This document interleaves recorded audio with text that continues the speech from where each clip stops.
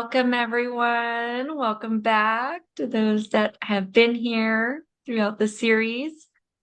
If I have not met you, my name is Dr. Melissa Cordero. I'm a psychologist and the manager of ASAP. And I know Dr. Kate Holly has been taking you through this entire series, the wellness series, Decoding Emotions During Challenging Times.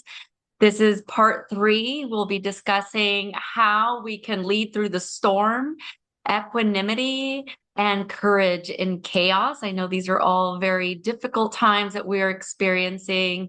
And so I will be here along with Dr. Kate Holly and Valeria Moreno, who is a behavioral health counselor here at ASAP, in case you have not met her. So we'll go to the next slide and talk a little bit about our objectives.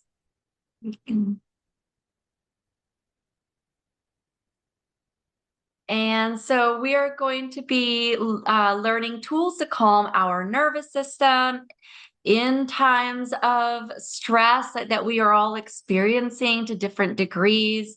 We're going to learn how to create psychological safety on our teams.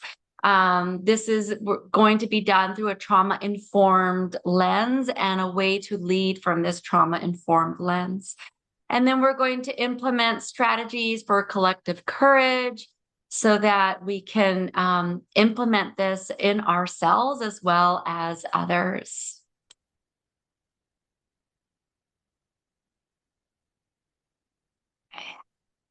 So we are going to be talking a little bit first about trauma. And this is really just to normalize the experience and to recognize how common this is.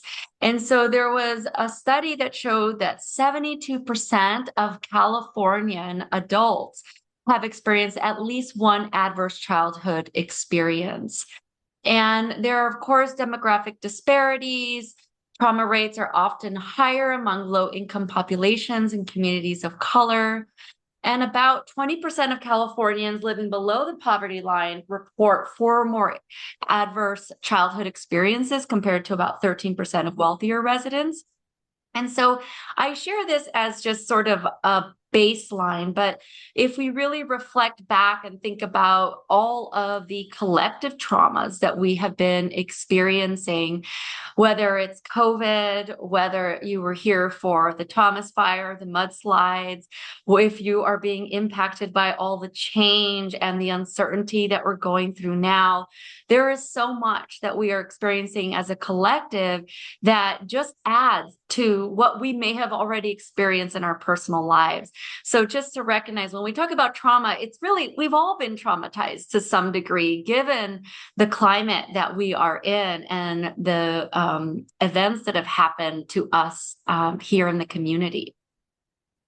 So I'm going to be talking a little bit about somatic experiencing, and this is a body-oriented approach developed by Dr. Peter Levine that wanted to understand how we can use the body's wisdom to heal trauma and also just really manage stress in our bodies, which we all experience every day. And so he really used a lot of wisdom that he gathered from observing animals in the wild and realized that actually animals in the wild don't get PTSD. And even though they're always experiencing life-threatening events, when they survive an event, they have a way of actually releasing that adrenaline, that sympathetic nervous system arousal through this very organic natural approach of whether it is roaring, running, shaking. There are many ways that that intensity gets released. But the thing is, as humans, we don't want to be, shaking after a traumatic event. We may try to hide that and maybe sit on our hands or maybe have a glass of wine afterwards and relax our bodies or take something else that can calm our minds. And so what we do is we actually interrupt the process. We interrupt the natural process that our body has to release these intense experiences. And so, what we're going to be working with is observing the body and noticing how we hold this in the body and how can we just let the body do what it needs to do in a safe environment so we don't have to carry that intense feeling in our body. So I'll be going over that a little bit more. So just to show what a regulated nervous system looks like, sorry about that, we are going to look at this and know that this is happening all the time. Anytime we inhale, we're in sympathetic. When we exhale, we're back down in parasympathetic. And when we get excited about something, we're in sympathetic. When we're over it, we're back in sympathetic. This is happening all the time. And this is a regulated nervous system. And this is what we call being in our window of tolerance. We might get a little activated, maybe get even a little stressed, but we're not out of our regulation. We're still able to stay calm, clear, collected, but we're a little activated. And so when we look at this next chart, we look at when we get out of this window of tolerance, which is the dotted line, when there is a traumatic event or there is a something stressful, even just watching the news and receiving sort of this like what we call vicarious traumatization. It's like a flooding of emotions that we experience from how much is happening in the world. And so our nervous system, whether it's happening to us or not, feels the threat and can come out of this window of tolerance. And that's when we experience anxiety, panic, hyperactivity, or an exaggerated startle response, difficulty relaxing, feeling restless, hypervigilant, kind of just like looking over our shoulder, being a little bit jumpy, maybe even affects our digestion. We just get flooded with emotions. And some of us maybe even experience chronic pain or sleeplessness or rage as a reaction to what is happening in the world. And so these are all very normal reactions. It's more about when we get stuck there. So that's what we're talking about. It's when we're stuck there and we can't get out of it and we're just constantly in that state. And a lot of us live here because we haven't found the opportunity to feel safe enough and have the tools to bring us back down. And so what happens when we're here for long periods of time, our body is so smart, at some point it's just going to shut down and say, no, we're shutting down. And so it's kind of like a light bulb that has been burning for long periods of time on a high voltage. At some point, it just goes out, right? And so here, when it goes out or we shut down, we can go into this very low. So it is the parasympathetic nervous system, but it's below the window of tolerance where we're actually a little checked out. We're maybe experiencing depression. Maybe we're really lethargic. Maybe we have chronic fatigue. Maybe we don't even feel like we're in our bodies. We're a little spaced out, like we're kind of feeling like we're in a dreamlike state. We might have low blood pressure. A lot of us also, are affected in our digestion here as well and can also have pain. So we can have similar symptoms, but one is because we're overstimulated. Another one's because the body's trying to regulate itself and it just shut down in order to try to, find some sort of harmony. And so what we're going to be talking about are ways to bring us back into that window of tolerance. And so we're going to practice these as I speak so that it can be experiential and we can work with what's there. And a lot of this is not judging any of it. It's just, it is what it is. And the more we can be present with it with curiosity, the more it actually loosens. It's when we resist it. There's a saying by Carl Jung, what we resist persists. So this is a way to lean in, and it can feel uncomfortable, but we're going to create a container in order to feel a little more comfortable. So what we're going to do we're going to first just become aware of this present moment, noticing our bodies in our chairs or wherever we're sitting, noticing the feet on the floor, noticing the contact that our body is making.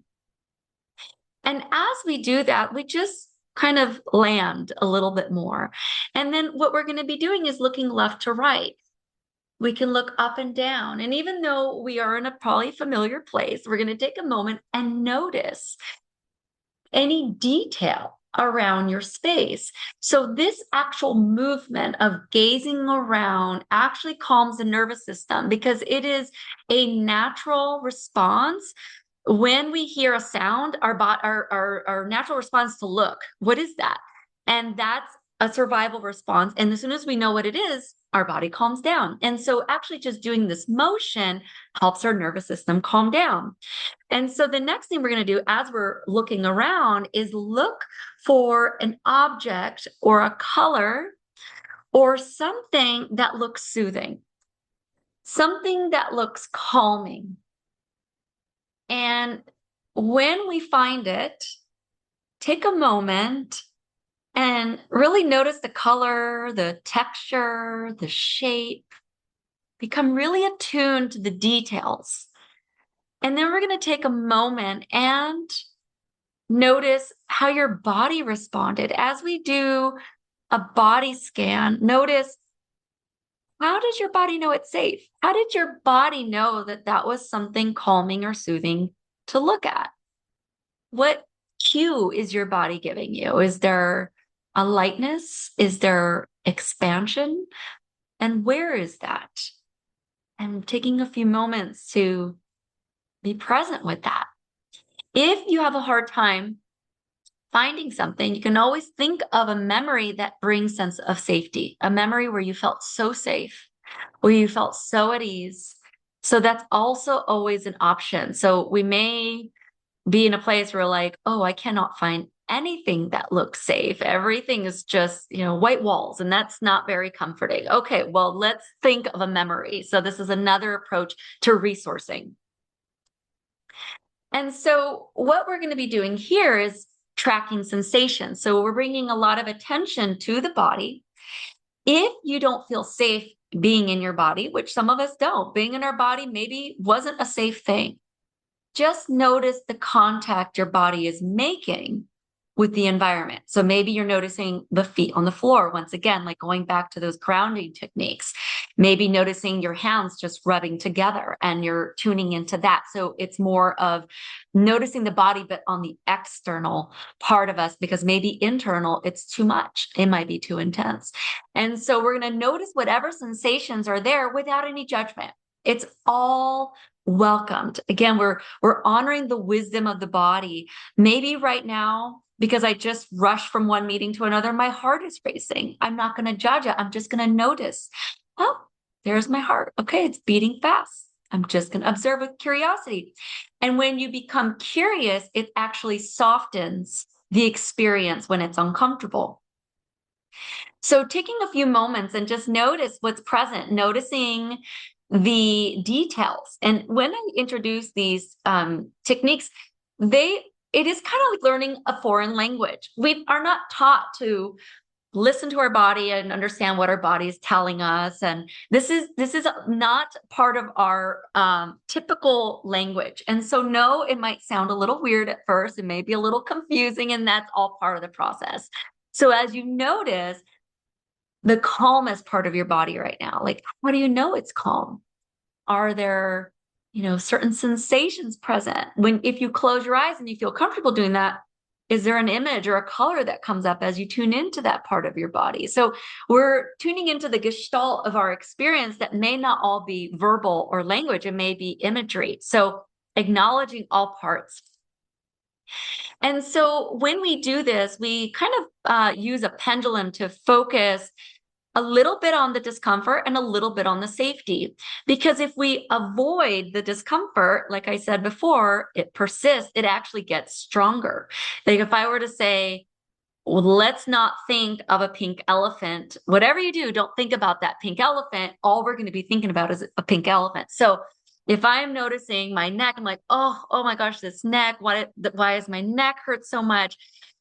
If my whole focus is there and I'm not realizing actually my stomach feels really good. I'm taking really deep breaths and that feels spacious. So it's really important to tap into the discomfort and we notice it and we acknowledge it. And then we bring ourselves back to the part that feels safe, or maybe the contact our body's making with the floor or the chair.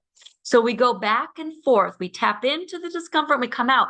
And that's how we actually allow the body to start regulating itself, go back to a natural ebb and flow. So Dr. Peter Levine also talks about sound. And so he actually gather this from a lot of research done on Tibetan monk chanting that showed when Tibetan monks chant Om, it actually activates what we call the vagus nerve. It's a nerve that gets activated when we are calm, when we feel safe.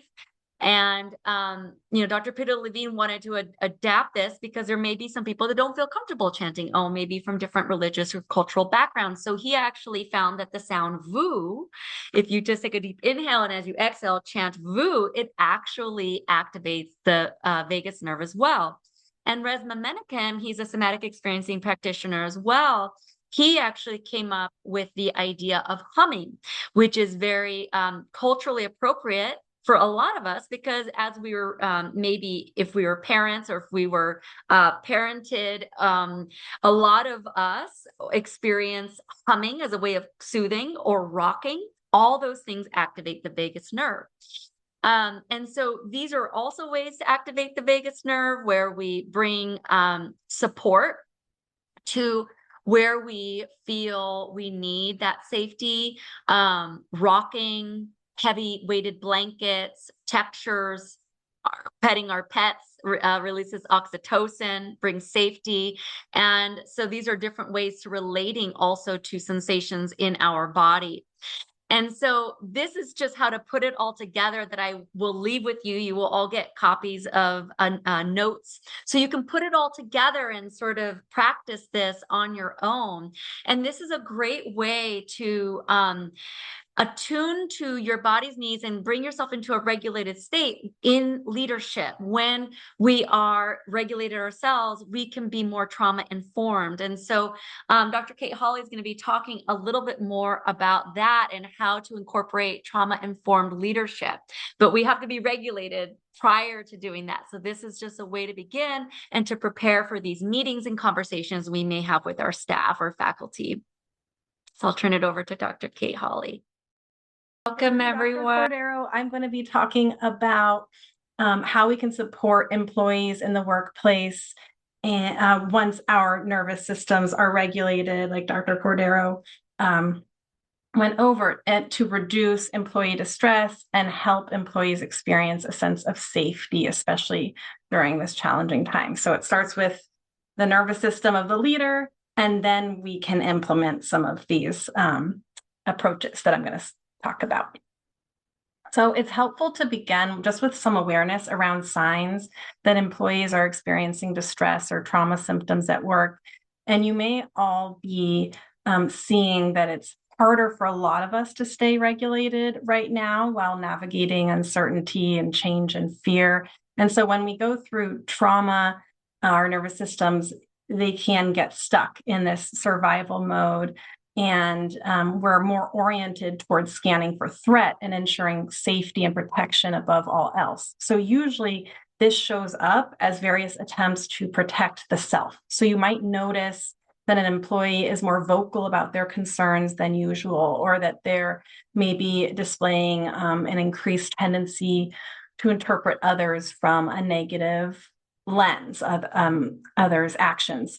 Or they may show signs of withdrawing and getting quieter. They may have difficulty concentrating, being on time, keeping on track of tasks.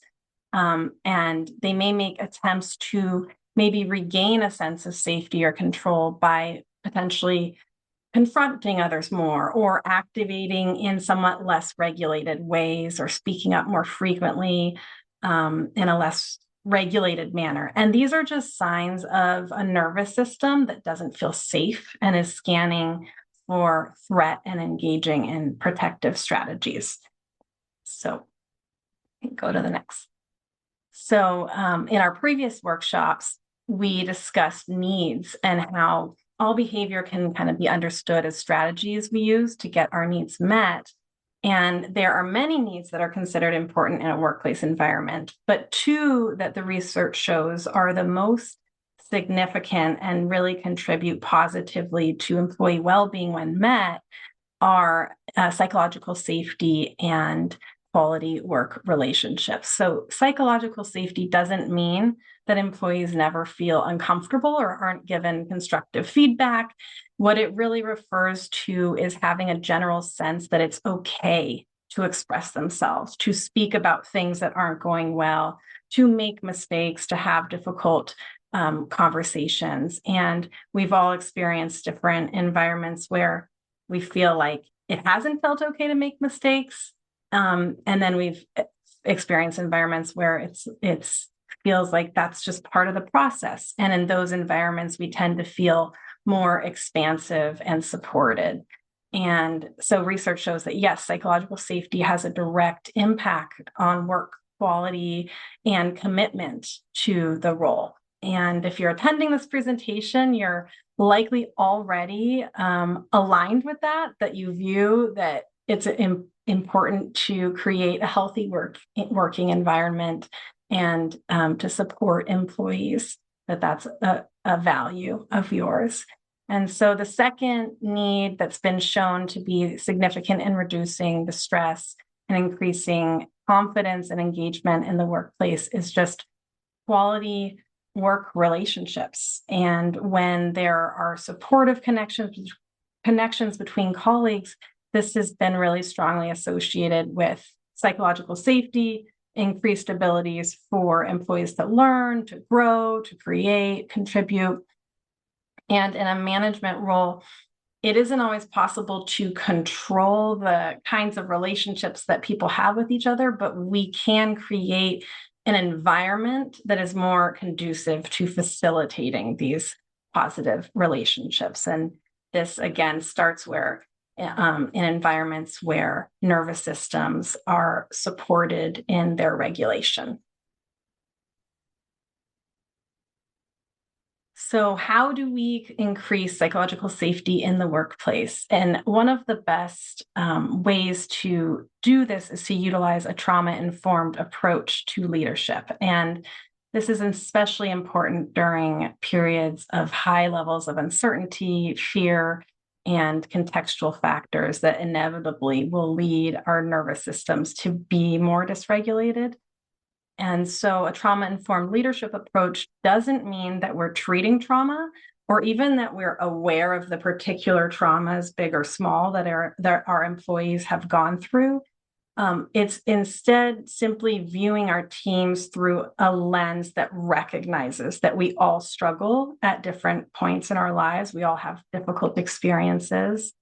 And because we're human, this will inevitably affect us in the workplace. And again, it doesn't mean that we are excusing potentially problematic behaviors, but it's about kind of recognizing that as people, there are things that are going to activate us and that we can't know or predict what that's going to be for someone else, but we can create more safety in an environment so that a nervous system that might tend to get more activated can sense that there might be more safety in that context. And the first, in facilitating a psychologically safe work environment, the first step is to shift employee behaviors toward healthy communication and collaboration so that they can sense that they'll be heard without getting loud. So we'll go to the next slide. So what does, I think maybe one slide before, yes. So what trauma-informed leaders do differently is, and you may recognize some of these already in yourselves, and that's wonderful. We can always just get stronger at these concepts. Trauma-informed leaders take a whole person approach to leadership so that they're recognizing that people, including themselves, will struggle at various times due to past and present experiences. And they recognize the human needs of their team members to feel heard, to feel protected, prepared and seen, and they respond to their team members with understanding, compassion, and empathy, and truly seeking to understand their team members' perspectives in order to come to helpful solutions. And then finally, and this is a very important one, they recognize that in order to support others, they must also take care of themselves, because everyone's a human and often we're dealing with difficult experiences. And so compassion comes from a sense that we actually aren't different from each other in experiencing struggle, and that this is part of being a human. So this comes with recognizing our own needs and limits as well. And so that is the core ingredient of what trauma-informed leaders do, is practice compassion. And this is something that likely brought a lot of you to your supervisory position, that you care about others and feel called to lead. And essentially, compassion is just the practice of being aware and present with someone else's pain without sending the message that we're uncomfortable with it, or we're trying to avoid what's going on, or to make it go away. So many of us, have had experiences of trying to explain concerns to others, and we feel that somehow it's not okay for us to be having that concern or experiencing that pain. And then we've also hopefully had the experience of sharing our pain with someone who can sit with it, can be with us in our concern, and that feels okay. And the difference is that when someone sends us the message that they're with us, and that our pain is okay, we're actually able to move through our pain quicker to get to the point where we are ready to engage in solutions, because we feel heard. We don't feel like we have to dig our heels in order for the person to hear us before moving to the solutions. And so what are the actual steps to creating safety through trauma-informed leadership, and what does it look like in practice? This often comes up when we're bringing an observation to an employee, or trying to address an issue or concern and wanting to help with a solution. So wanting to have some sort of conversation. And the first step in creating safety during these conversations is attending to others and noticing their pain and their needs. So when an employee is showing up differently, maybe their work quality has changed, or you're noticing some kind of change in their behavior, it would be taking the time to communicate that you're noticing this. So not assuming, but stating just what you're noticing. So, I could be wrong, but it seems like you might have something on your mind. Would you like to tell me a bit about what's going on? So you're just noticing, and you're opening the door and giving some space if the employee needs it, and if they would like to take it. Maybe they don't take you up on it right then, but maybe it sends the signal that it's okay to come back and share this with you later as well. If the employee, feels comfortable sharing with you, then the second step would be to communicate that you understand what they're saying on a cognitive level. So you might not necessarily agree, maybe you have a different perspective, but you understand what their distress or their concern is about. So after you open up space and they share, you might say, as I understand it, you're saying XYZ. And then you check in with them and give them a chance to edit what you said if needed. So is that correct? Is there anything you would add? And then you do this as many times as is needed for the employee to feel that you understand cognitively what they're saying. And then the third step is in empathizing. So communicating that you understand to an extent what they are feeling. So you're not saying you would feel the same way or that you understand everything about their experience, but you're taking yourself outside of your own perspective and communicating an understanding of their experience and what that might be like from their perspective. So it can be pretty simple. You might say something along the lines of, that does sound like a challenging situation. Just empathizing and validating what they might be experiencing. And then finally, after you've created a sense of calm and safety through attending to the concern or the need, communicating understanding, communicating empathy, then the employee's nervous system might feel settled enough to start to engage in the problem solving. So then this would be when you provide, some helping by taking thoughtful, skilled action. So to address the issue or to help the employee cope. And you might open it up for problem solving by saying, what would help you feel the most supported in navigating this? Or are there any solutions that you can think of in this moment? And so you aren't solving it for the employee, but you're communicating that you're here to help them and that you believe in their ability to know what would help them. So it might seem like all these steps take a really long time, but once you practice it, you can do all of these things actually pretty quickly, and they start to become more natural over time. But again, it's just communicating that it's safe to really engage in sharing and then coming to solutions when the employee is ready. All right, and then I think we'll go to the next slide.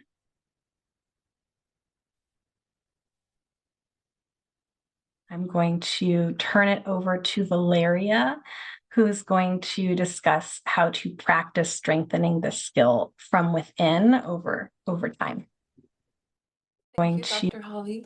So yes, my name is Valeria Moreno, and now that we've learned how to support our individual nervous systems and how to create an environment for trauma-informed leadership, I want to talk about, bringing this together for collective courage embodied and how we can have strategies for responding effectively. And I want to take a moment for why I chose a dolphin on this slide to talk about it, because there's actually a lot of skills or things that dolphins do naturally that embody what we're trying to strive for in our professional communities. So dolphins, by nature, they're very cooperative and defensive and protective of one another. So, like, for example, when there's predators like sharks or orcas, they will work together to safeguard the younger ones and any injured members. They also work in teams where they will like attack different fish from different angles in their group to make sure that they're all safe, right? And they're each bringing in their unique perspective to help and the collective safety there. And another big thing about them is that they're also very playful and resilient, right? And so when there is safety, there's that ability, right? So kind of going to what Dr. Cordero mentioned, right? In the wild, right?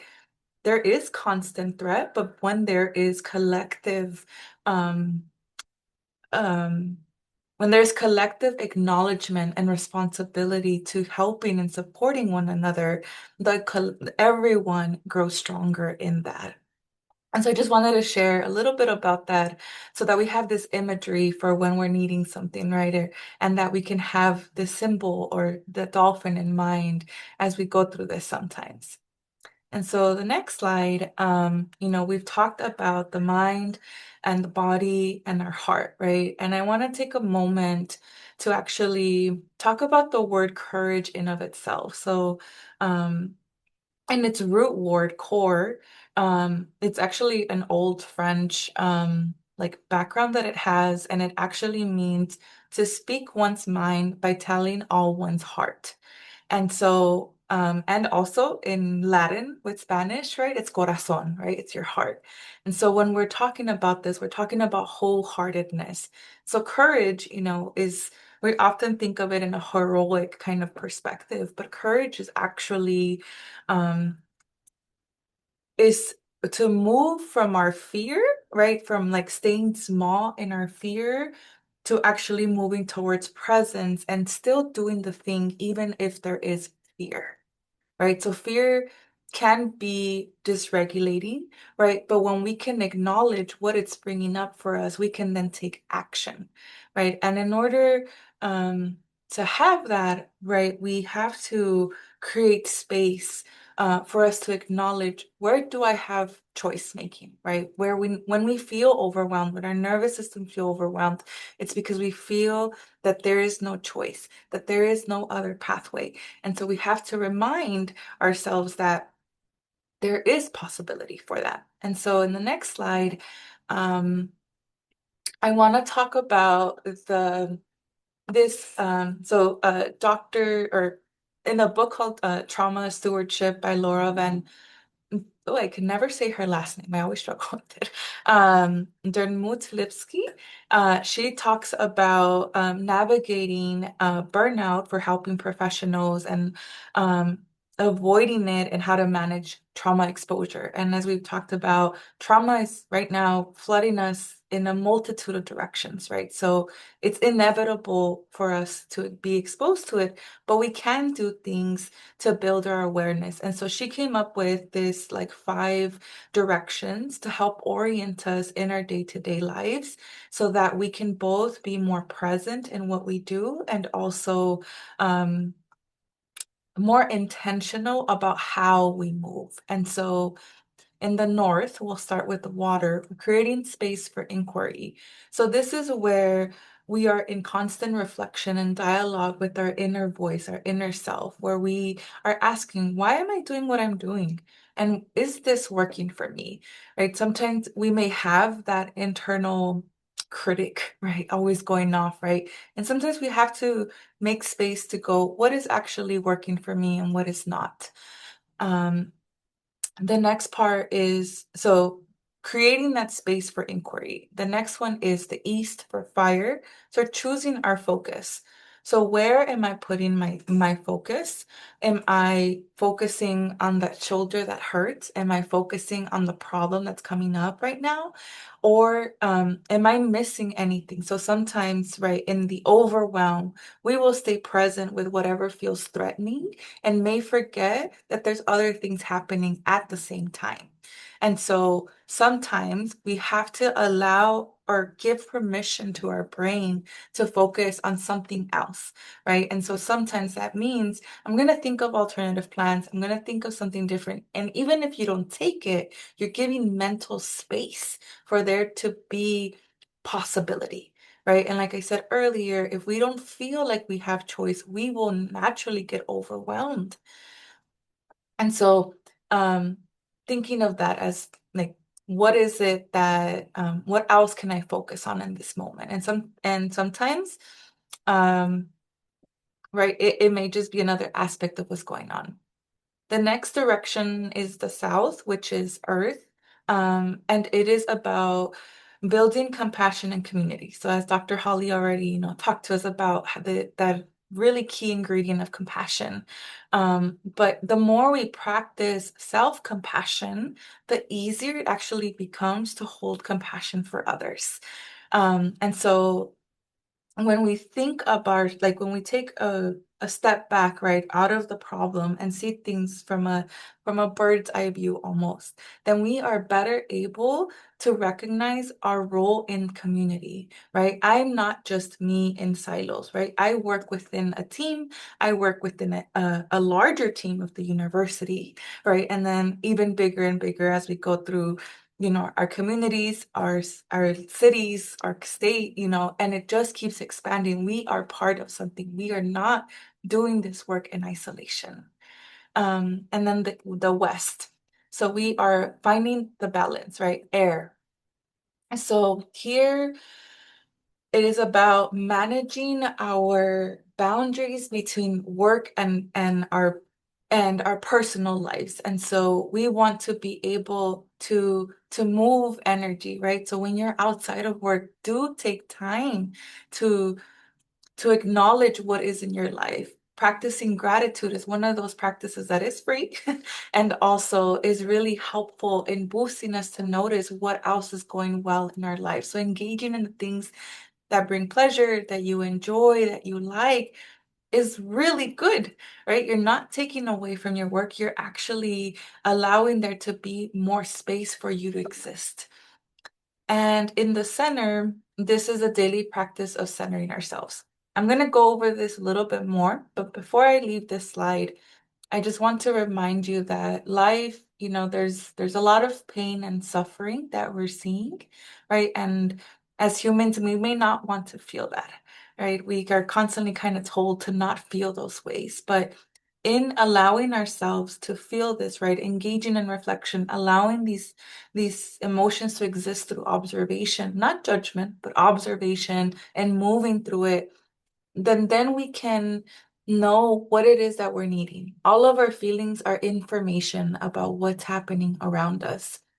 So all those tiny moments that you take to tend to yourself, to notice what's going on for you, to pay attention to where you're working from, and making time for what you like and enjoy, those are micro changes that are going to make more ripple effects and changes in your overall life and how you show up in your responsibilities. And so the next slide is on how to practice this daily courage, right? And so and this is hopefully a simple but meaningful action to be taking. So when your days start, you can take a few breaths. I like to think of the 4x4x4, where you inhale for 4, hold for 4, and release for 4. Right? Sometimes we can get mixed up in like, how long do I do this? Right? And so that can be an easy way to remember it. And asking yourself, what is my intention for today? Right? And we want to keep it simple. It can be, I want to show up with kindness to myself and others.